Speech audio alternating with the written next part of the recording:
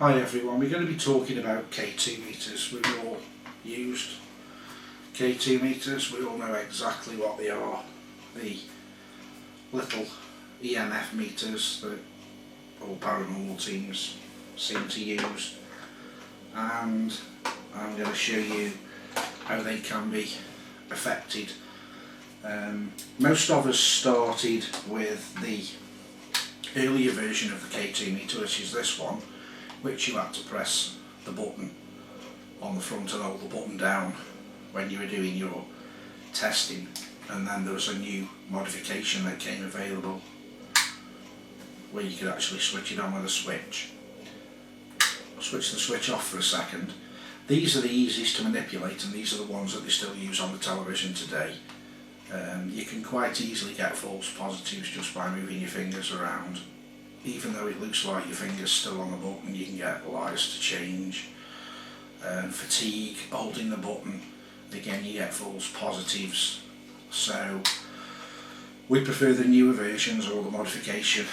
The newer versions are just look exactly the same, but you click them once, no need to hold the button, and they stay on. But these again are affected by everyday things and can be manipulated by simple things like walkie-talkies.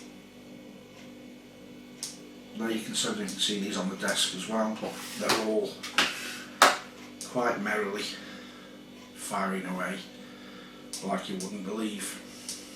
Now, I'm not saying all, but a lot of the paranormal television shows are quite good at having people off camera flicking the walkie-talkies to give them different answers on the K2s, so they are affected by the radiation coming out of there.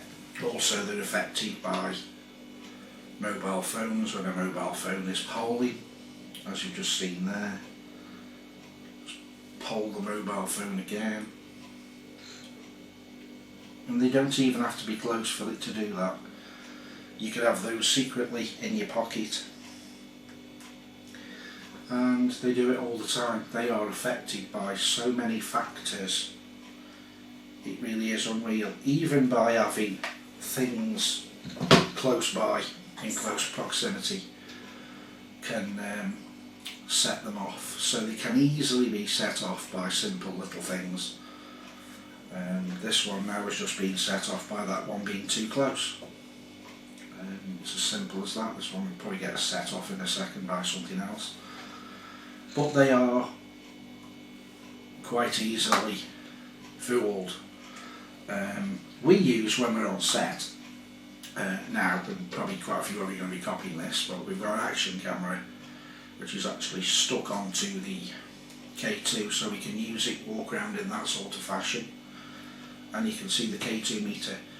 I've had to do some shielding work inside the camera, and there is some shielding inside the K2 meter because even the camera was interfering with the K2, so it's not a simple enough method of attaching your camera to your K2 and away you go. There you see the camera is in close situation to the K2 meter, and it's not being affected in any way, shape or form. Switch it off, switch it back on again, and it works fine. So people thinking of copying that idea, just make sure you've got some shielding in both to cut down on the RF. But again, K2 meters are really good pieces of equipment as long as you take into consideration that they can be fooled or can be upset by other surrounding parts of investigation equipment like microwave ovens, cookers, fridges, mobile phones, walkie-talkies, taxis, televisions, Wi-Fi's, everything else. So although they are an exceedingly good piece of kit, treat them with care and you should be okay. Hi everyone, thanks for clicking on the video, and tonight we're going to be talking about the K2 meter. It was first introduced on Sky TV's TAPS Paranormal Show, Season 3 Episode 12. Since then, the K2's been the best-selling paranormal kit of all time. Used originally by electricians to measure safe working distances for people in the working environment, it covers a range of 30 Hz to 200 to 20,000 Hz. The worst emitters of EMF are mobile phones, computers, walkie-talkies, TVs, microwaves and home Wi-Fi, and anything that basically transmits. There's no definitive proof it detects spirits, but some actually believe that spirits do give off EMF, so for this reason I assume you could use it for ghost hunting. It's often called the ghost detector, but it really isn't. When it comes down to it, I'm on the fence. We're still doing extensive tests and research and still find it can give false positives. It's been a little oversensitive to almost everything around it in the environment. As long as you take into account what can affect the meter and you've eliminated all these factors, it really is a cool piece of equipment. Today it's become the modern day Ouija board, with investigators asking questions and asking the meter to respond with flashing combination of lights, and it works really well. My thoughts on the piece of equipment: it looks nice, it's a well built piece of engineering and equipment. It does take bumps and bangs in the field, which is a good thing. It works well for what it was designed for, detecting electromagnetic fields. Does it detect ghosts, you ask? Who knows? It can easily be manipulated. If you want to be fooled, or you want to fool public or viewers on your video, if faking is your thing, then it's a great piece of equipment to fool people with. This is something that we don't agree with and will never condone. It's not something we want to be part of. Everything that we produce on our video is hopefully 100% legit. So all I can say is use it wisely, understand what you are actually detecting, check that there's no other reason for it to detect anything other than spirit, if that's what you're trying to say it's detecting. Only after you've eliminated all the false positives can you actually put down the tag paranormal. It shows up well on camera and will show your viewers an instant response to questions, but it's no guarantee it's accurate. Is it worth the purchase price? Like all paranormal equipment, put the word paranormal in front of it and the price goes up by 2 or 3 times. It's a ridiculous thing. They can be expensive new. I'd recommend you get one second hand, and there's going to be a lot on the market because a lot of teams do run for 5 minutes and close down and sell off their equipment, so you'll get no end, I would think, second hand at a reasonable price. But whatever you choose, I think you'll be happy with your purchase, just as long as you take into consideration what affects its use. I personally like the machine. I wouldn't guarantee or endorse that it's a ghost detecting machine. It's just a useful piece of kit that shows up well on camera and does its job well, as long as you know what job it actually is doing. You can also download various different applications for your mobile phone which are for supposedly paranormal use, and they're EMF meters, call them what you will, and there's I'm not going to show you any. I was going to, but I'll let you decide for yourselves which ones you're going to download. But there's various different apps that you can get for your phone. One thing you have to be careful of: the apps on the phone are a good get you by, but still, get your money spent on one of them. The problem with using an app phone device, as you can see there, mobile phones are transmitters. They're actually transmitting signals, and they will give you a false positive. When you're using the K2 meter, you'll get a false positive, just like this one's giving me a false positive now. So when you're walking around with your phone, every time it polls to the transmitter, you're going to get readings. So you might think that you've got an actual hit on your EMF meter, application on your phone, but 9 times out of every 10 it's going to be the mobile phone reacting with the circuitry that's making the K2 meter.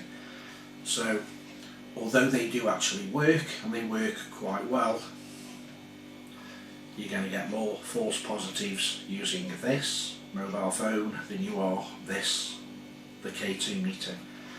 So I would recommend you steer away from the EMF detectors on your mobile phone for that reason.